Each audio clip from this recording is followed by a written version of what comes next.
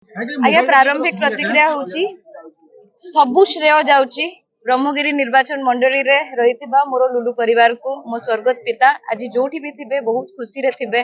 कारण आज आमे ब्रह्मगिरी रे इतिहास रचिबारे सक्षम ही परिचु तीनोटी जाको ब्लॉक रु भलो मार्जिन रे आमे लीड मध्ये पाइचु एवं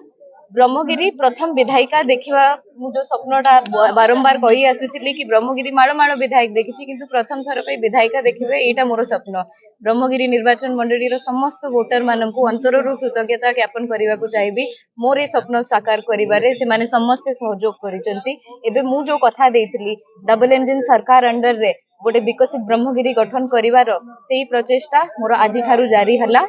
आजि थारु एवं या पूर्वर भी मध्य जहाँ कही आसी ब्रह्मगिरीवासी सुख दुखर साथी हेबी एवं ब्रह्मगिरीवासी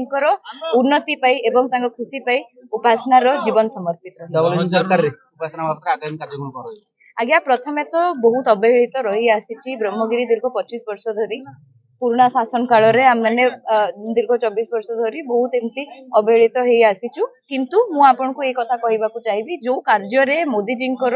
गारंटी रो स्टैंप लागि जाय सेही काम हबाटा निश्चित भाबरे 100% हमें मानिबा ठीक हबो एबे मोर काम होची ब्रह्मगिरी रे जहाँ बेसिक आगो इश्यूज अच्छी से गुडा को टैकल करिवार जेमती पीवा को स्वच्छ पानी इरिगेशन रो इश्यूज भूतल केबलिंग आ सब जो बड़ स्वप्न आमर रही आसी से गुडा दिगरे मध्य हमने गोटे परे गोटे स्टेप नबु एवं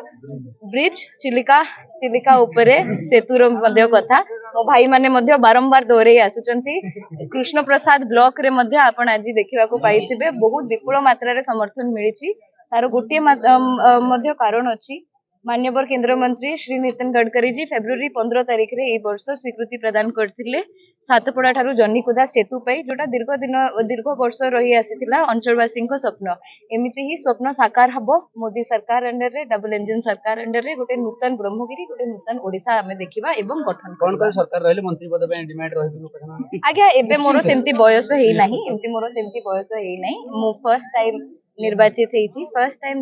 हेची एवं आगो more first and foremost duty रहिबो ब्रह्मगिरी निर्वाचन मंडली जो निर्वाचन मंडली रो वोटर्स माने मो ऊपर मात्र 26 वर्ष बयस रे एते आस्था प्रकट करचंती कि तांको स्वर बने कि विधानसभा पठौचंती सेही मान को जहा सब मु कथा देछि तांको उन्नति दिगरे जहा सब काम पेंडिंग होय जाय छै आगो सेही सब कंप्लीट करिवार अछि आगामी 50 वर्ष बाकी अछि राजनीति पे आज मात्र बयस 25-26 बहुत लंबा समय अछि बहुत किछि आउरी लक्ष्य हासिल